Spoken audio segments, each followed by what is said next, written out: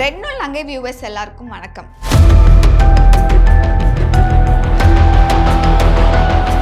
ஒரு கணவர் தன்னுடைய மனைவியை கொலை செஞ்சுட்டு ஃபேஸ்புக்கில் லைவாக ஒரு வீடியோவும் போட்டிருக்காரு. ഞാൻ അറിയാതെ പല ബന്ധങ്ങളും ഞാൻ വീട്ടിൽ നിന്ന് സ്വർണ്ണം എടുത്ത് പണയം വെക്കുകയും അതുപോലെ തന്നെ ഞാൻ പറഞ്ഞാൽ കേൾക്കാതെ என்ன நடந்துச்சு அப்படிங்கிறத இந்த வீடியோவில் பார்க்கலாம். கோயம்புத்தூர் கார்ப்பரேஷன் லிமிட்ல இருந்து 2 கிலோமீட்டர்ல லேண்ட் 8 lakhsக்கு ஸ்ரீ பேபி ப்ராப்பர்ட்டிஸ் கோயம்புத்தூர். குறைந்த விலை நிறைந்த தரம், தங்கள் தேவைகள் அனைத்தும் ஒரே இடத்தில். ஜெயச்சந்திரன். கேரள மாநிலத்தில் கொல்லம் டிஸ்ட்ரிக்ட்ல இருக்கக்கூடிய புனலூர் அப்படிங்கிற இடத்தை சேர்ந்தவர் தான் ஐசக். இவருடைய வயசு 45. ஷாலினி இவங்களோட வயசு 39. இவங்க 2 பேருக்கும் திருமணம் ஆகுது. திருமணமாகி 2 குழந்தைகள், ஒரு ஆண் குழந்தை ஒரு பெண் குழந்தை இருக்காங்க. இவங்களோட லைஃப் அப்படிங்கிறது ரொம்ப சந்தோஷமாக தாங்க நிறைய விஷயம் போயிட்டு இருந்திருக்கு. அதாவது இந்த சம்பவம் நடக்கிறதுக்கு முன்னாடி வரைக்கும் செப்டம்பர் 23ஆம் தேதி தான் இந்த கிரைம் சீன் நடந்திருக்கு. அதுலேருந்து கொஞ்சம் மாதங்களுக்கு முன்னாடியே ஐசக்குக்கும் ஷாலினி அவர்களுக்கும் ஒரு மிகப்பெரிய கருத்து வேறுபாடு அப்படிங்கிறது ஏற்பட்டிருக்கு. என்ன பிரச்சனை அப்படிங்கிறது இன்னும் கிளியரா தகவல்கள் இன்னும் கிடைக்கல. ஆனா கேள்விப்பட்ட வரைக்குமே ஜென்ரலா ஹஸ்பண்ட் அண்ட் ஒய்ஃப்குள்ள என்னென்ன மாதிரி ப்ராப்ளம்ஸ், ஒரு சின்ன சின்ன மனக்கசப்புகள் தான் இருந்திருக்கு. இப்படி இருக்கும்போது கொஞ்ச நாளைக்கு முன்னாடி இந்த பிரச்சனை அப்படிங்கிறது பெருசாகுது.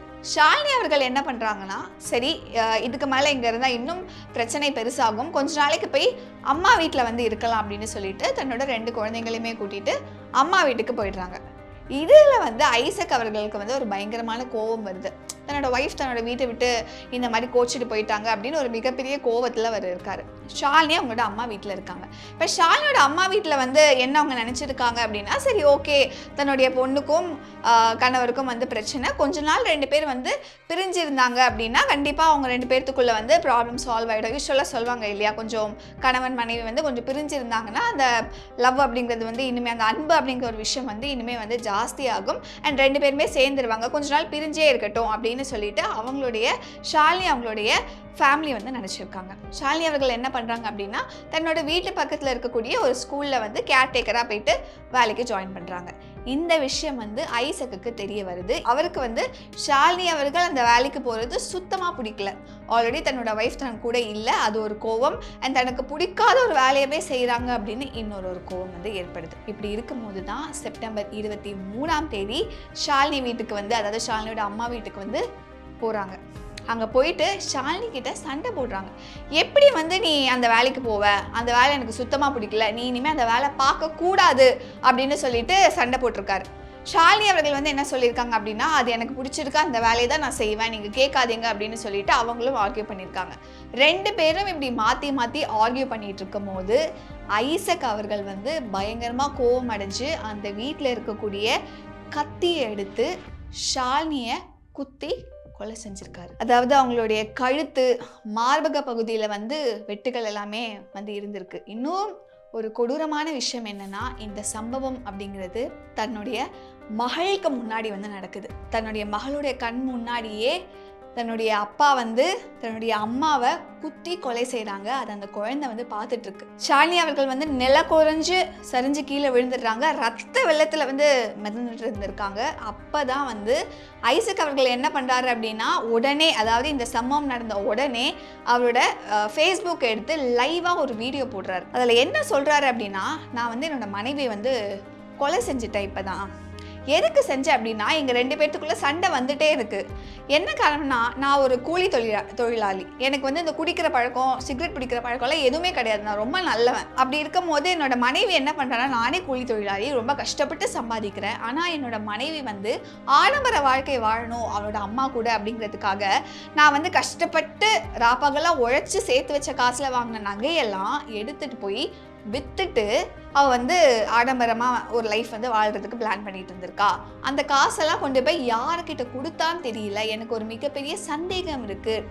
வேற யாருக்குடைய தொடர்பில் இருக்காளா அப்படிங்கிற ஒரு சந்தேகம் இருக்குது அப்படிங்கிற மாதிரியும் அவர் வந்து சொல்லியிருக்காரு. அண்ட் ஆல்சோ இன்னொரு முக்கியமான விஷயம் என்ன சொல்லியிருந்தார் அப்படின்னா, தன்னுடைய மகனுக்கு வந்து புற்றுநோய் வந்து இருக்குது, அவனை கூட பார்த்துக்காம வந்து அவளுடைய வேலையை பார்க்குறா, ப்ளஸ் நிறைய வேலைகள் வந்து அவள் வந்து ஜாப் வந்து மாறிட்டே இருக்கா, எனக்கு இதெல்லாம் வந்து சுத்தமாக பிடிக்கல. அண்ட் ஆல்சோ என்னோட பேர் போட்ட ஒரு மோதிரத்தை வந்து நான் வாங்கி கொடுத்தேன், அந்த மோதிரத்தை கூட வந்து அவள் வந்து வித்துட்டா, அந்த காசை வந்து என்ன பண்ணான்னு தெரியல, எனக்கு வந்து பயங்கர கோவம், இது கூட சேர்ந்து எனக்கு பிடிக்காத வேலையிலும் போயிட்டு அவள் வந்து சேர்ந்துட்டா, எனக்கு சுத்தமாக பிடிக்கல, அதனால தான் இந்த கொலையை செஞ்சேன் அப்படின்னு சொல்லிட்டு பகிரங்கமாக ஃபேஸ்புக்கில் லைவாக வீடியோ வந்து പോട്ടിരിക്കാറ്. ഞാൻ അറിയാതെ പല ബന്ധങ്ങളും ഞാൻ വീട്ടിൽ നിന്ന് സ്വർണ്ണം എടുത്ത് പണയം വെക്കുകയും അതുപോലെ തന്നെ ഞാൻ പറഞ്ഞാൽ കേൾക്കാതെ ഇഷ്ടമുള്ള രീതിയിൽ പോവുകയും വരികയും ചെയ്തുകൊണ്ടിരിക്കുകയായിരുന്നു. എനിക്ക് 2 മക്കളാണ്. മൂത്തവൻ ക്യാൻസർ പേഷ്യൻ്റാണ്. അവർക്ക് അതിലൊന്നും ഒരു വിഷമവുമില്ല. ആഡംബര ജീവിതം നയിക്കണം. ഉണ്ടാക്കിയ മുതലുകളെല്ലാം നശിപ്പിച്ചു. അത് കഴിഞ്ഞപ്പോൾ അവൾ അമ്മയുടെ കൂടെ പോയി താമസിക്കുകയാണ്. അപ്പോൾ അതിൽ എനിക്ക് വിഷമമില്ല. ഞാൻ കഷ്ടപ്പെട്ടുണ്ടാക്കിയ വീട്ടിലാണ് ഞാൻ താമസിക്കുന്നത്. അവിടെ വരികയും അവിടെ വന്നിട്ട് ആ വീട്ടിൽ നിന്ന് ഇറങ്ങിത്തരണമെന്നും ഒരു 5 പൈസയുടെ മുതൽ അവർക്കില്ല. അതുപോലെ എനിക്ക് വിഷമമില്ല. പക്ഷേ എങ്കിലും ഡീലിൽ തന്നെ അനാവശ്യം പറയുകയും അനാവശ്യമായിട്ടുള്ള രീതിയിൽ പോവുകയും ചെയ്തതിൻ്റെ പേരിൽ മാത്രമാണ് ഞാൻ ചെയ്തിരിക്കുന്നത്. இந்த சம்பவம் காலையில் 6 மணிக்கு வந்து இந்த கிரைம் சீன் நடக்குது. 9 மணிக்கெல்லாம் என்ன பண்ணுறாரு அப்படின்னா, அந்த புனலூர் போலீஸ் ஸ்டேஷனில் போயிட்டு ஆஜராகிறாரு. அதாவது நான் தான் என்னோட மனைவி வந்து கொலை செஞ்சேன் அப்படின்னு அந்த குற்றத்தை ஒத்துக்கிட்டு போயிட்டு ஆஜராகிறாங்க. கேட்கும் போதே ஒரு மாதிரி இந்த அளவுக்கு வந்து ஒரு சின்ன பிரச்சனைகள் தான், கணவன் மனைவிக்குள்ளே இருக்கக்கூடிய இந்த ஒரு சின்ன பிரச்சனைக்காக ஒரு கணவர் வந்து கொலை செய்கிற அளவுக்கு வந்து போவாரா அப்படிங்கிற ஒரு கேள்வி வந்து எழுந்திருக்கு. இன்னும் என்ன அப்படின்னா, இவரோட சைட் ஆஃப் ஸ்டோரி தான் நமக்கு என்ன அப்படிங்கிறது தெரிய வந்திருக்கு. உண்மையாகவே உங்கள் 2 பேர்த்துக்குள்ளே இதுதான் பிரச்சனையா இல்லை வேறு ஏதாவது பிரச்சனையா அப்படிங்கிறது போலீஸாரோட இன்வெஸ்டிகேஷனில் தான் வந்து நமக்கு தெரிய வரும். ஸோ உடனடியாக வந்து இந்த தகவல் அறிஞ்ச போலீஸார் வந்து ஷாலினி அவர்களோட வீட்டுக்கு போய் ஷாலினியோட உடலை வந்து கைப்பற்றி பிரேத பரிசோதனைக்கு வந்து அனுப்பியிருக்காங்க. அண்ட் இன்னும் அந்த போஸ்ட்மார்ட்டம் ரிப்போர்ட்ஸ்லாம் என்ன அப்படிங்கிறது வந்து தெரிய வரல. அண்ட் ஆல்சோ எகெயின் இவங்களோட ஷாலினி அவங்களோட சைட் ஆஃப் ஸ்டோரி அப்படிங்கிறதுமே என்ன அப்படிங்கிறது இப்போ வரைக்கும் நமக்கு தெரியல. ஏன்னா ஐசக் அவர்கள் தான் வந்து ஷாலினி மேலே வந்து இருக்கக்கூடிய குற்றச்சாட்டுகள் எல்லாமே வந்து சொல்லியிருக்காரு. இது உண்மையா பொய்யா அப்படிங்கிறது வந்து இன்வெஸ்டிகேஷனில் தாங்க தெரிய வரும். இப்போ இதில் யார் ரொம்ப பாதிக்கப்பட்டிருக்காங்க அப்படின்னு பார்த்தீங்கன்னா, அந்த குழந்தைங்க தாங்க. அதுவும் முக்கியமாக அந்த பெண் குழந்தை தன்னோட கண்ணுக்கு முன்னாடியே அப்பா வந்து அம்மாவை கொலை செய்கிறாங்க, அதை அவங்க பார்க்குறாங்க. அது எவ்வளோ பெரிய ஒரு ட்ராமாவாக அந்த குழந்தைக்கு லைஃப் லாங் இருக்கும் அப்படிங்கிறது தாங்க நம்மளால் நினச்சி கூட பார்க்க முடியல. அண்ட் ஆல்சோ தன்னுடைய ஐசக் ஷாலினி அவங்களுடைய மகனுமே வந்து புற்றுநோய் பாதிக்கப்பட்டதாகவும் தெரிய வந்திருக்கு. அப்படி இருக்கும்போது அம்மா இல்லை, இறந்துட்டாங்க.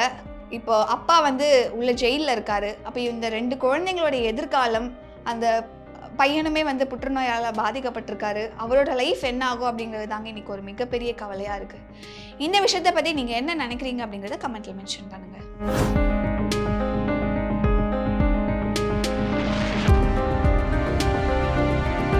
கோயம்புத்தூர் கார்ப்பரேஷன் லிமிட்ல இருந்து 2 கிலோமீட்டர்ல லேண்ட் 8 lakhsக்கு ஸ்ரீ பேபி ப்ராப்பர்ட்டிஸ் கோயம்புத்தூர். குறைந்த விலை நிறைந்த தரம், தங்கள் தேவைகள் அனைத்தும் ஒரே இடத்தில். ஜெயச்சந்திரன்.